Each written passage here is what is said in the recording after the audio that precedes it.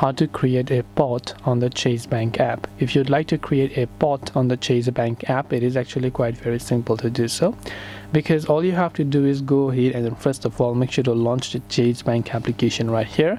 Once you launch the Chase Bank app, what you want to do from here is you want to simply go to the option of your account, right? So once you go to your account option, you can see a couple of options. So when you tap on the add button right there, you can see add spending account, saver account, or roundup account. But since we're trying to create a bot and create a budget and so on, we will select this option called savers account.